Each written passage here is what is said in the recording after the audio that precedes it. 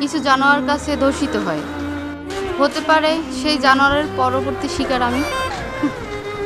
তাই প্রোটেকশনটা নিয়ে রাখলাম ভবিষ্যতে, যাতে আমি আমার সেভ করতে পারি।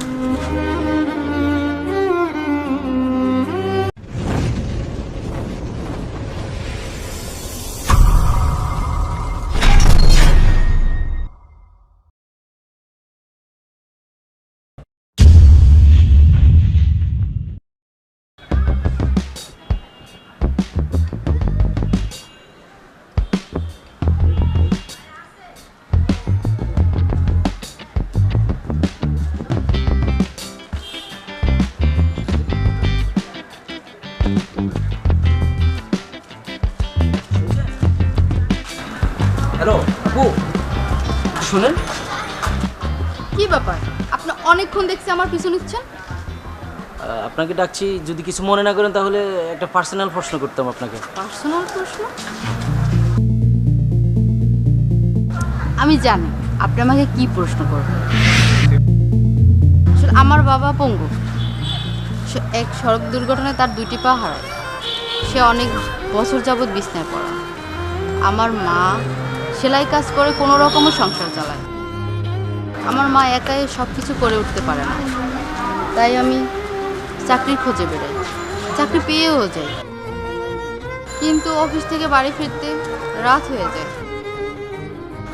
সেদিন আমার এক কলিগ অফিস থেকে যাওয়ার পথে কিছু জানোয়ার কাছে দূষিত হয়, হতে পারে সেই জানোয়ারের পরবর্তী শিকার আমি। তাই আগে থেকেই প্রোটেকশন রেখে রাখছি। ওই যে বলে না, দর্শন যখন সুনিশ্চিত, উপভোগ করাই শ্রেয়। আপু, দেশে আইন বলেও তো একটা কথা আছে। আমি তো ভুলেই গেছিলাম, ভাগ্যিস আপনি মনে করে দিলেন। বাপ মা মরা মেয়ে ফ্যামিলির কথা চিন্তা করে সুসাইডও করতে পারতেছে না। কখনো যদি এরকমের পরিস্থিতি আমার সম্মুখীন হতে হয়, তবে সেটা আমি উপভোগই করব। কারণ এই সুশীল সমাজ দর্শককে না, দর্শিতাকে অপরাধী চোখে দেখে।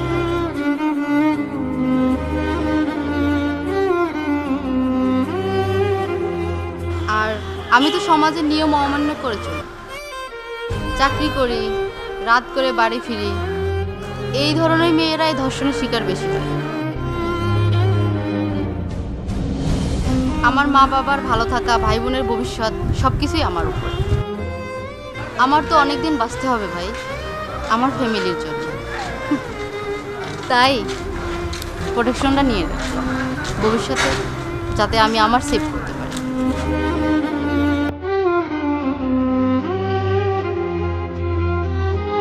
ভালো থাকবে।